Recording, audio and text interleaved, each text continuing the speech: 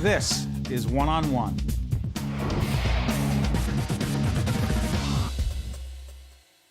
Hi, this is Steve Adubato. We are coming to you from the CHOP at Virtua Pediatric ED. I am pleased to introduce Rich Miller, who is the President and Chief Executive Officer at Virtua. Rich, thank you for joining us at your place. And by the way, for those who do not know, CHOP, it stands for? Children's Hospital, Philadelphia. And you're partners with them? Correct, in pediatrics. A very important partnership. We actually did a separate interview with you and your counterpart. Steve Altschuler. In this conversation with you, I want to talk about big picture, the landscape. As we do this program moving into 2000 and the spring of 2013, the healthcare landscape, the economics, the challenging economics of the healthcare landscape in 2013. Describe it. It's much different. I mean, you know, as we approach October and November, Steve, the health insurance exchanges are going to be set up around the country by the end of the year. So the Healthcare Accountable Care Act itself, you know, will come into play, and we're going to have more people covered in this country. But that's not the bigger issue. The bigger issue is how do we change the delivery model of healthcare to really affect quality and cost? Well, that's a rhetorical question, but you're about to answer it. Yes. Because you have to answer it. We have to answer it. And by the way, if you don't, what happens? Well, even with the new model, you know, of what's coming out of Washington, it's really not going to matter, because all that model does is insure more people. What we have to be able to do is keep people out of the expensive settings, which are the acute care hospital model. Keep them out? Keep them out. Then treat them where? We treat them at home.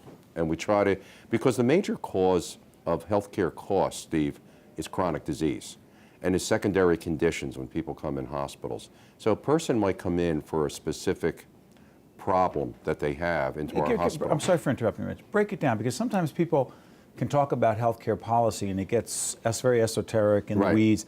They have a hard time. So say someone comes in for a certain clinical situation in the hospital, right? But you want to get them home. Right. What could that be? Well, let's take, for example, By the way, I should make clear, you're not a clinician. I'm not a clinician. But I'll give you an example of a patient that comes in that may have what we call congestive heart failure. Got it. All right. Patient comes in, they have heart disease. The problem is they'll typically fill up with fluid at home, and then they need to come and make an emergency room visit, and then come into the hospital. They may have a 3-4 day stay in the hospital till we stabilize, and then we send them home. These are patients we call in the hospital setting frequent flyers, because they visit the emergency department on a fairly regular basis. The goal with a congestive heart failure patient now would be to treat them at home, have a nurse practitioner visit, make sure they're taking their medications properly and regularly so they don't have that problem, and we can monitor them through telemedicine with home health. Telemedicine. Telemedicine, where we have a video, basically, or a camera inside the patient's home, and the nurse in home health is communicating with that patient on a regular basis. And what that does is it enables us to act quickly if we find that there may be a problem with this patient, and keep them at home versus having them being transported to the emergency department. To what degree, Rich, does that dramatically change the economics of healthcare? It dramatically changes it, because instead of getting that patient into the hospital 6 times a year, maybe they're here once. So all of those costs that you incur coming into this acute care setting, you know, are not there now. Their costs have been shifted, or the caregivers have been shifted to the home setting at a much less expensive venue. And how does that tie to the overall theme that you often talk about: be well, get well, stay well? It ties right to that. Keep people out of the hospital environment. There's always acute episodes for people in the hospital environment. We're always going to have that. But what we want to do is make sure they're well on a consistent basis, as well as they can be. We get them well if they're sick. They come in here, and then keeping them staying well. So once they're post-discharge, you know, how do we care for the chronic disease condition differently? That means, how do they eat better? How do they exercise better? You know, how do we make sure they take their medication? If somebody has hypertension, they should be on medication for hypertension. Are they taking their medication? So we're going to really zero in and navigate, if you will, navigate patients through the entire setting, so we're following them at home and making sure they're doing what they need to do. So interesting. Everyone has known for a while that in January of 2014, the implementation of so-called Obamacare is going to happen. But it isn't like a switch is going to get turned on January 2014. These things have been happening all along. These things have been, frankly, happening for years, Steve. I mean, we've been at this process. We're what we call an accountable care model. We kicked it off in January. What does that mean? Describe Well, it. accountable care organization is an organization that cares for a specific number of Medicare beneficiaries. Now, these are the beneficiaries that have chronic disease, little elderly.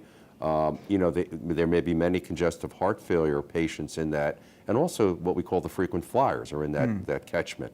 So we're going to care for about 12,000 Medicare beneficiaries, and we're going to keep those benefits. These are patients that have Virtua physicians and are attending our hospitals on a fairly regular basis. So we're going to look at that 12,000 patient cohort and see if we can manage them effectively outside the hospital walls. It's a really good test case model for Virtua.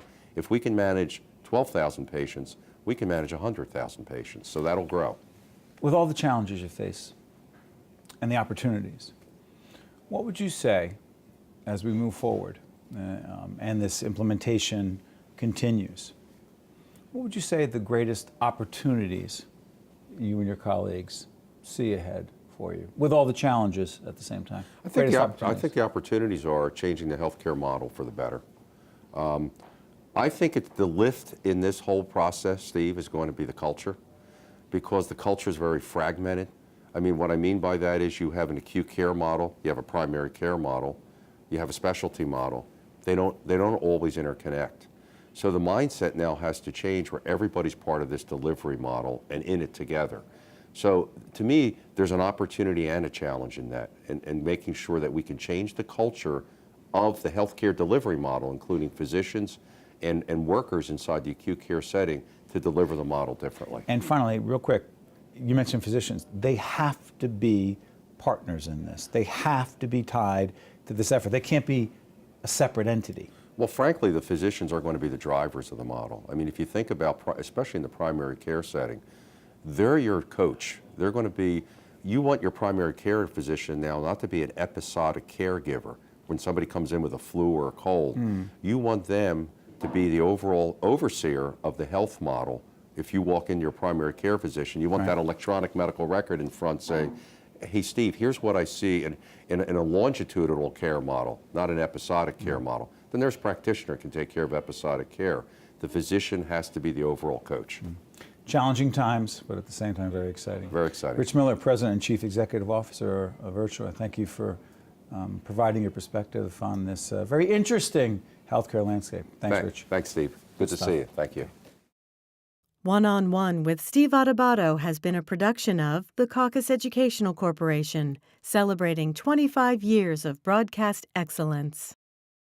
Funding for this edition of One-on-One with Steve Adubato has been provided by Investors Bank, the Russell Berry Foundation, Fedway Associates, Inc., PSE&G, committed to improving New Jersey's economy and strengthening its communities, the law firm of Gibbons PC, and by St. Peter's University, the Jesuit University of New Jersey.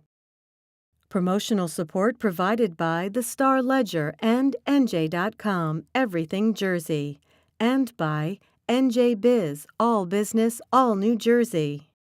Transportation provided by Airbrook Limousine, serving the metropolitan New York, New Jersey area. One-on-One with Steve Adubato has been produced in partnership with St. Joseph's Healthcare System.